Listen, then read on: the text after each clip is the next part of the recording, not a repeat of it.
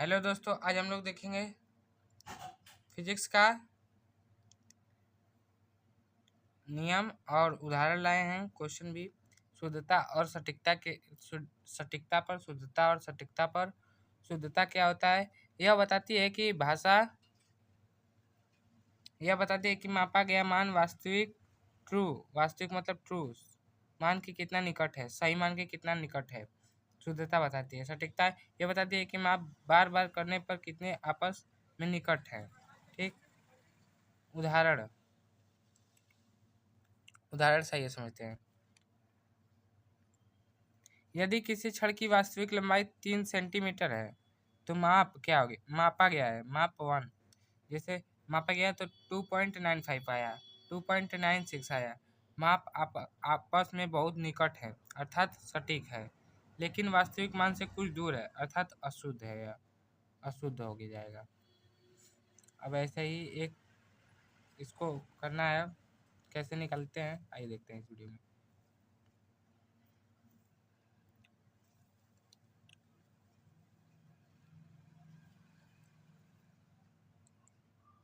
यदि वास्तविक मान 10 सेंटीमीटर है और मापे गए मान 9.8, 9.9, 9.8 है, क्या मापन शुद्ध है या सटीक है या दोनों बताना हम लोगों को। तो क्या करेंगे, इसका औसत निकालेंगे, सब कुछ जोड़ के 3 से भाग दे देंगे तो 9.883 आएगा। निष्कर्ष सटीक पर अशुद्ध, सटीक पर अशुद्ध।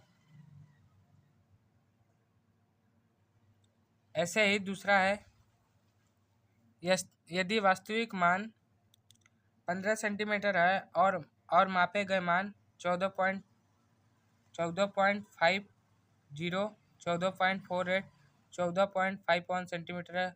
शुद्धता और सटीकता बताइए। औसत निकालेंगे हम लोग, सबका करेंगे तो 14 पॉइंट जोड़ के भागा देंगे तो 14.496 है। निष्कर्ष सटीक पर अशुद्ध।